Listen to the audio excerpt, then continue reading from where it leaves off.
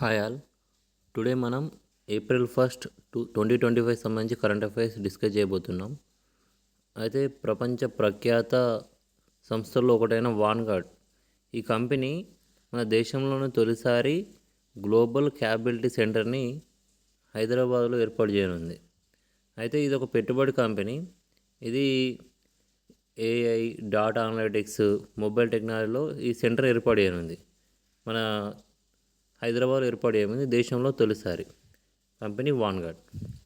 తర్వాత మన తెలంగాణ బియ్యం వీటిని ఎక్స్పోర్ట్ చేస్తున్నారు కాకినాడ పోర్ట్ నుంచి ఫిలిప్పీన్స్కి. ఇది మన మంత్రి ఉత్తమ్ కుమార్ రెడ్డి గారు మన తెలంగాణ బియ్యాన్ని ఫిలిప్పైన్స్కి ఎగుమతులు ప్రారంభించారు. ఆయన తర్వాత 2023లో దేశంలో వినియోగించిన ఎరువులు, రసాయన ఎరువులు, జనరల్గా మనకి ఎరువులు 2 టైప్స్ ఉంటాయి కదా. ఇప్పుడు జీవ ఎరువులు, రసాయన ఎరువులు. రసాయన ఎరువులు అంటే కెమికల్స్తో చేసి అన్నమాట. యూరియా, పొటాషు, ఫాస్ఫరస్ అట్లా అన్నమాట. అది 23-24లో మనకి 64.84 మిలియన్ మెట్రిక్ టన్స్ వాడినాం రసాయన ఎరువులు. ఇది లాస్ట్ ఇయర్తో పోలిస్తే 1.6% అధికం. జనరల్గా మనకి ఈ ఎరువులు ఎంత స్థాయిలో వాడాలనేది మనకి NPK, nitrogen, phosphorus, potassium, NPK వినియోగ స్థాయి అంటే కన్జ్యూమ్ స్థాయి ఎంత అంటే ఈ లిమిట్లోనే వాడాలన్నమాట.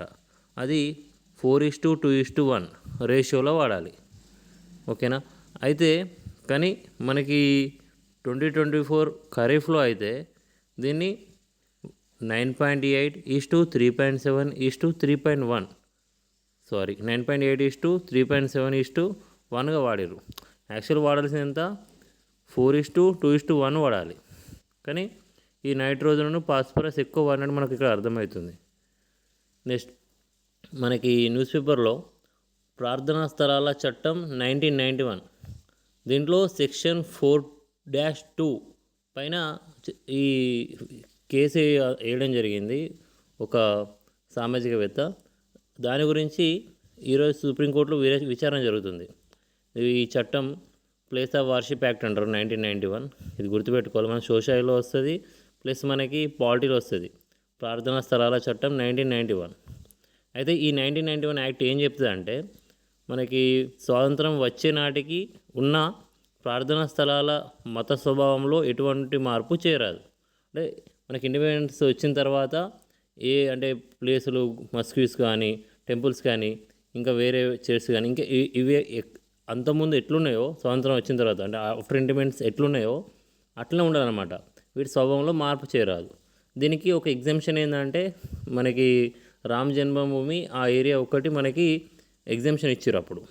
తర్వాత అయితే దీంట్లో ఉన్న 4-2 పైన కేసు. ఇప్పుడు 4-2 ఏంటి అంటే ఈ స్థలాలపైన కోర్టులో కేసులు దాఖలు చేయడం నిషేధం. ఈ చట్టం ప్రకారం ఈ ప్రార్థనా స్థలాలపైన కోర్టులో కేసులు దాఖలు చేయడం నిషేధం.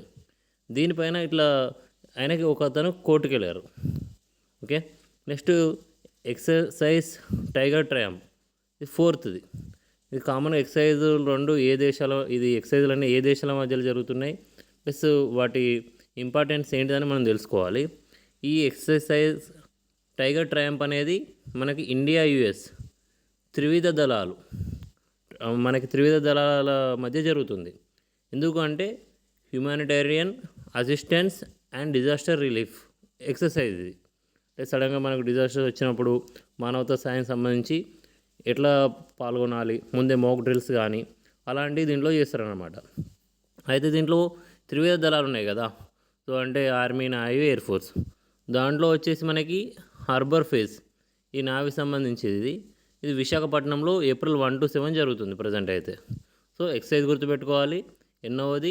తర్వాత ఏ దేశాల మధ్య దీంట్లో ఏమేమి పాల్గొంటున్నాయి దళాలు, త్రివిధ దళాల లేకుంటే ఆర్మీ, నావీ, ఏదో 3 పాల్గొంటున్నాయా, 2 పాల్గొంటే ఒకటా అట్లా చూసుకోవాలి. ప్లేస్ ఏంటి. ఆ తర్వాత మనకి పిఎం మన ప్రధాని మోడీ గారికి ప్రైవేట్ సెక్రటరీగా ఒక ఐఎఫ్ఎస్ అధికారిని నియమితులయ్యారు. ఆమె పేరు నిధి తివారీ. Thank you.